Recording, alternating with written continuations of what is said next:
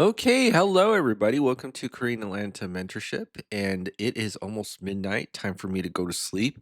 But before I go to sleep, I thought it would be nice to crank out another Velocity Banking study session. You know what's funny? Even though society has changed so much, there's that saying, the more things change, the more they stay the same. And that's kind of sad because you could find tons of articles like 10 years ago about how law school students were burdened with student debt. And you take a look here, this is September 11th, 2024. Student debt takes toll on young lawyers' well being, life decisions. And then this is actually a pretty cool picture, not going to lie.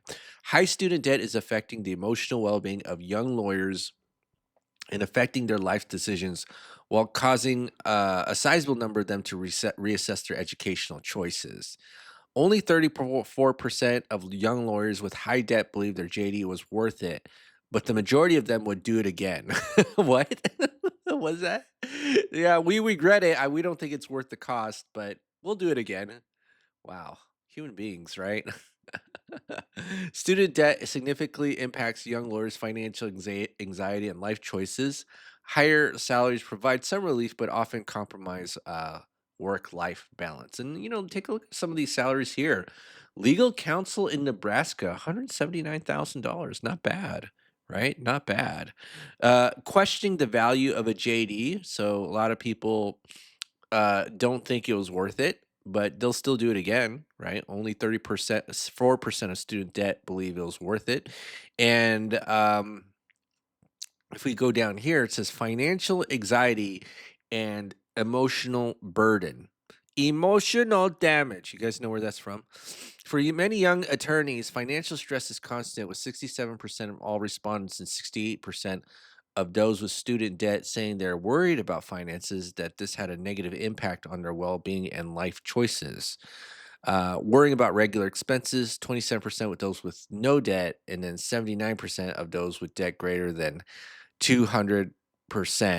So it's all the um, bad emotions, stress, anxiousness, depressed, hopelessness, and a lot of it's just tied to debt, right?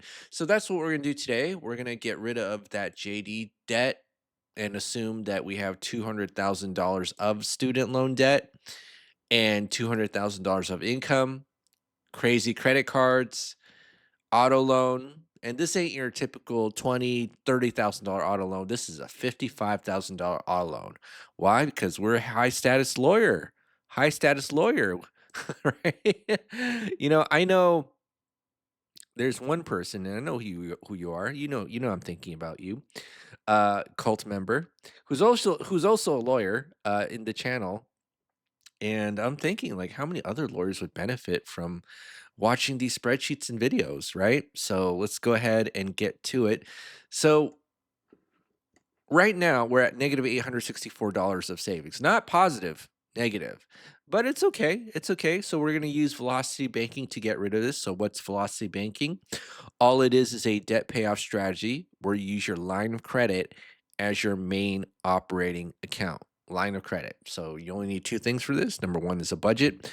And then number two is your line of credit as your main operating account. So what's a line of credit? It's all it is, a financial tool where you could borrow money, pay it back, and use it over and over again. Now, we see that we've already done the budget, and let's just assume we have access to, I don't know, a $150,000 line of credit. $150,000. Let me get rid of this. So, with a $150,000 line of credit, think of it as like a credit card, kind of, but even better, because it's like you go to the bank's website and you click a button and you have access to whatever limit that they give you. In this case, it'd be 150. In my case, it'll be $280,000. And I have over $575,000 in lines of credit. 575,000.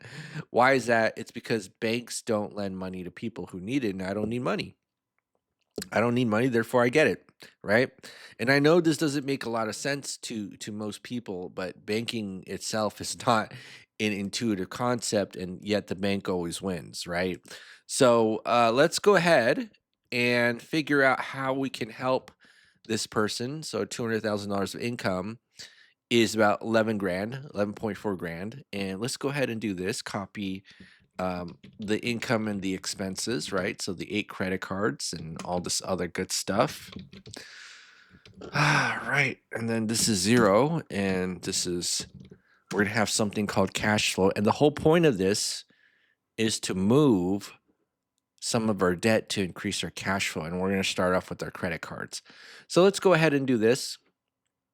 Start off with the credit cards. And how much is that? It's $137,000 of debt. So that's what we're going to do. Move $137,000 of debt into the line of credit. And then guess what happens here? Well, these all go to 0.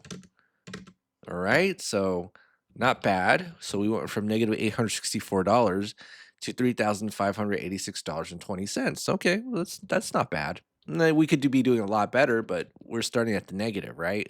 And so we were starting at that place of fear, anxiety, and all the, I guess, normal lawyer emotions, which is kind of sad because if I want someone defending me, I want them to be very confident, right?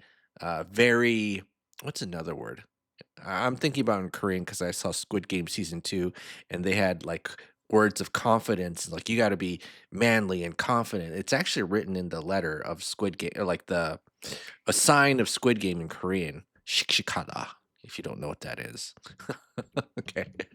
All right. So let me go ahead. And now what we're going to do is the final step, which is to put their entire paycheck into the line of credit, expenses out, and rinse and repeat over and over again. That's it. And about after every single month, the balance of the debt goes down by $3,586.20. And let's just go ahead and do this. So this is next month. And then this is next month's balance plus next month's, or previous month's balance plus previous month's interest minus our cash flow is the balance of the debt. And then what we do is we take the average daily balance here, multiply it by this, multiply it by the interest rate, and then we divide by 12. Okay, so now let's go ahead and copy and paste this right here. Look how easy it is. And we're getting rid of all of our debt, credit card debt, right? So we're making 12 grand. We made some pretty awful choices in life with our credit card debt, and we got rid of it in about 45 months. Okay, so 45 months we got rid of the credit card debt. Let me do this. So 45 months, 137K of debt, and we're gonna copy and paste here, right? So see it. And then now what we do, okay, is we tackle these debts, and let's go ahead and do that. And since we're in month 45, I just got to update this to say the current balance of month 45. So 45, 45, 45. Look at this. This is pretty much all gone. 14 grand to get the $1,000 back. So let's go ahead and do that. And we're gonna do that right here. Blah blah blah blah blah blah blah blah blah. All right, so Control V. All right, so now this is plus 14796.01. And then let's bring that $1,000 of cash flow from the auto loan. So this is now 0. And then we're going to scroll all the way up. And then now our cash flow is a little bit better, $4,000, $4,599. And I'm going to do this right here. And let's go ahead and update this cash flow. So 4599.11. Do you think any lawyers would like participate in the Squid Games to get rid of their debt? Did they have any lawyers? Because I think it's just mostly like criminals and gangsters and kind of bums, right? Okay, so here we got rid of the debt. So let's go ahead and do this right here. So just 1, 2, 3 more months to get rid of it. All right, that's cool. So let me go down here. It's 48 months. And actually, let me erase all this nonsense from previous demonstration. All right, so 48 months, it's all gone. And then what else? So what's 137 plus 55? That's 192K, or 92K. And give me one moment. I'm going to take a sip of my drink. It's don't worry, it's non-alcoholic. It's coconut water. All right, so now let's calculate the student loan. So it's going to go right here. So this is now 0, 48, 48. Okay. All right. So how do we attack this, right? So we're at a point where we only have two loans left. This student loan is 6%. This mortgage is 2.5%. And so now all we got to do is just we're going to attack the student loan first. And so you can dump your $4,599.11 into the student loan. Or we could just do what we call the chunking method, which is just chop your loan into pieces and make it easy on ourselves. So I'm just going to demonstrate the chunking method here. So give me one moment to open up the Velocity Banking Calculator. All right, so we got the Velocity Bank. I can't even say anything right now. It's midnight. Velocity Banking Calculator open, provided by Renata. So this is where I actually originally learned Velocity Banking from. So if you're interested in not only learning about velocity banking, but upping your real estate investing and financial literacy game, click the Google form link below. In fact, do I have a picture of the property about I bought for less than $100,000 the market value? Yeah, this is where I learned how to do that. So again, if you I get it, most people aren't interested in doing that. In fact, they're interested in overpaying. It's kind of weird, right? But we're going to do the opposite of what most people do. So just a quick plug for Renatus. And again, I do get commission off of sales of the product. All right, so let's go ahead and plug in the numbers, and let me just kind of go in here. And what was the original loan amount? 200. Oh, right, because we're stressed out. 200,000. Why am I laughing? That's not funny. Um, let's see. Do this. And I'm going to do this. All right, so 200,000. And let me zoom in here. Let me zoom in. So 200,000. What's the current balance? 2220. Oh, no, it's well, we chipped off like 70 grand of it already, so it's pretty good. So 133,978.46. 133,978.46. And then what's the payment amount? It is, let me move this here. Whoopsie. Oh, what was that? That was weird. Naming of the group. Okay, whatever.